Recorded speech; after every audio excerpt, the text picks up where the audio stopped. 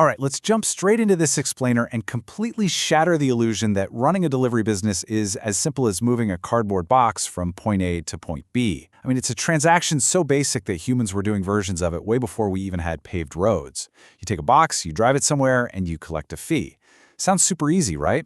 Well, today we're going to pull back the curtain and look at the exact numbers and the structural traps that actually make this one of the most deceptively complex industries on Earth.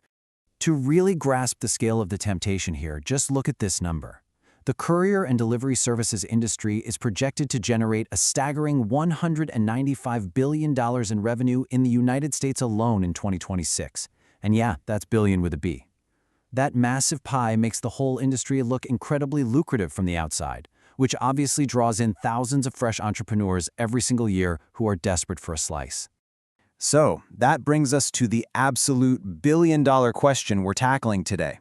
Why do so many of these companies survive on margins so razor-thin that a single bad quarter can erase an entire year's profit, or worse, completely wipe them off the map?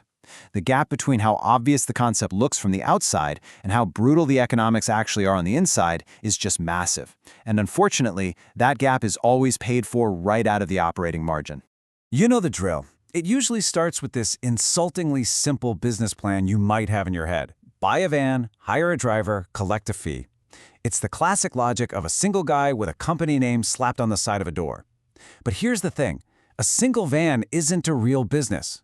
If your one van breaks down, you have literally zero backup. You have absolutely no leverage with clients.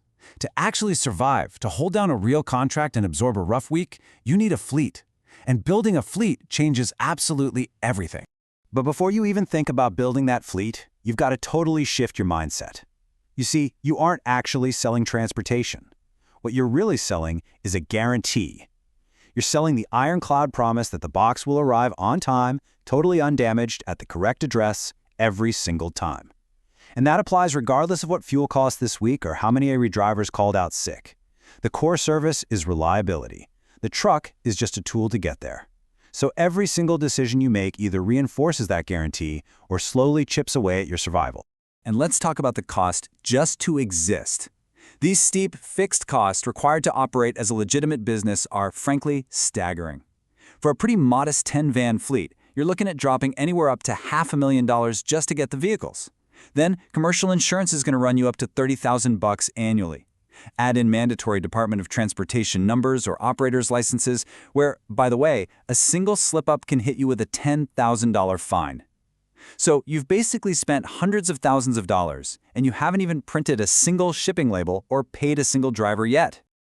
Now, speaking of cost, we absolutely have to talk about your biggest recurring expense, your people. You might see an entry-level wage of $18 to $25 an hour and think, okay, I can swing that. But actually, scratch that. When it comes to labor, that base wage balloons incredibly fast.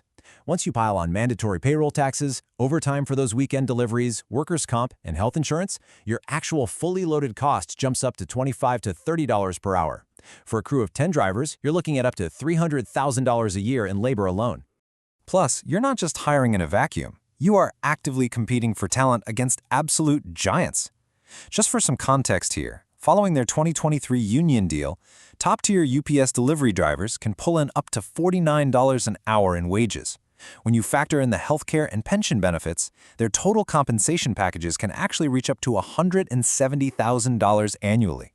Trust me, every experienced driver you try to hire knows exactly what that alternative looks like. So, once you're finally staffed up, the daily financial bleed really kicks in. And as you can see, it's dominated heavily by fuel and that final stretch of delivery. Fuel typically eats up around 15 to 25% of your operating expenses.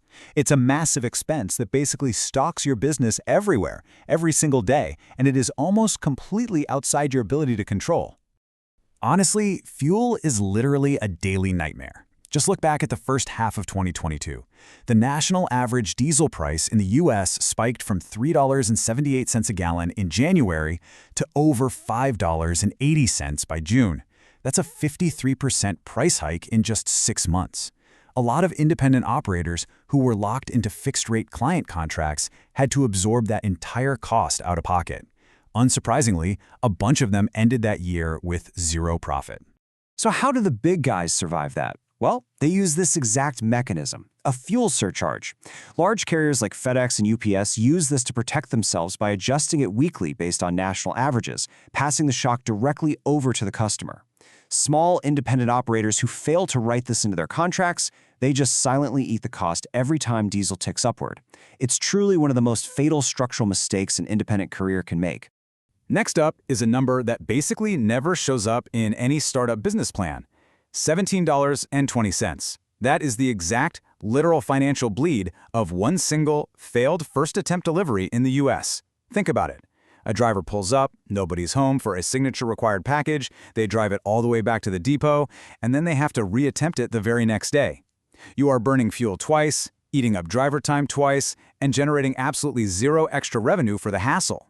Now watch how fast the spirals out of control. If you're running 10 vans doing roughly 800 deliveries a day, and you hit the national average failure rate of 8%, that turns into over $270,000 of invisible, totally unrecoverable costs over a single working year.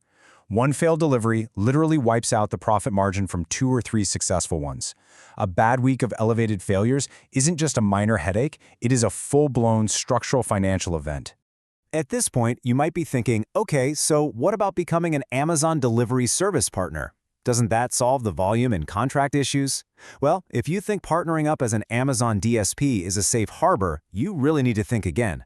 While you carry all the payroll, the vehicle costs, the insurance, and the compliance liability, Amazon unilaterally controls your delivery rates and your performance metrics. You are holding all the risk, but they are holding all the pricing power. And we haven't even touched on the macro risks yet.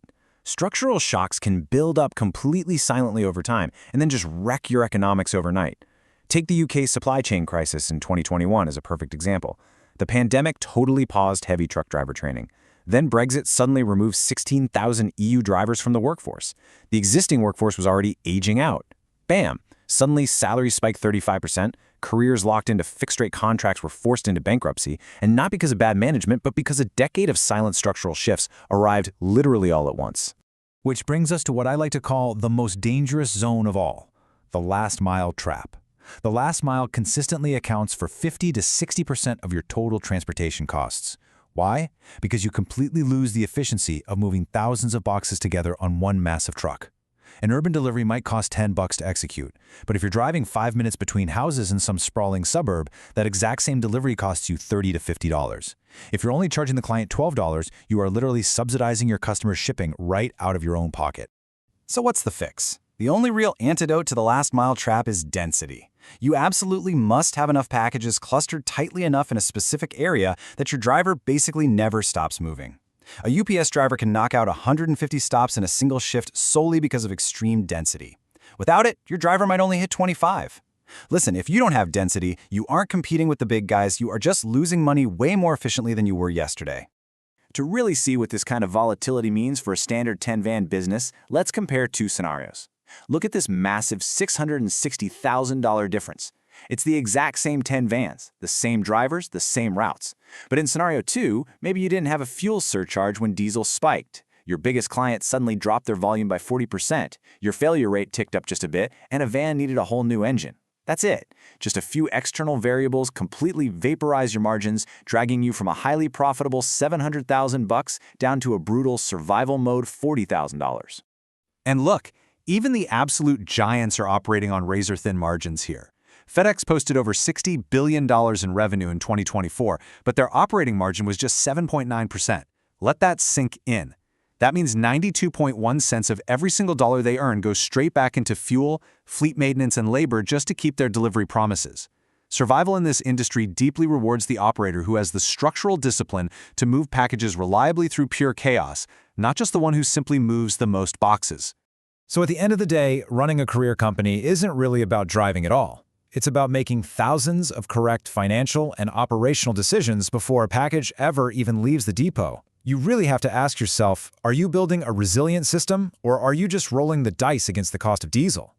I want you to keep that in mind the very next time a package arrives at your front door, because the box is just a box. It's everything happening around it that truly matters.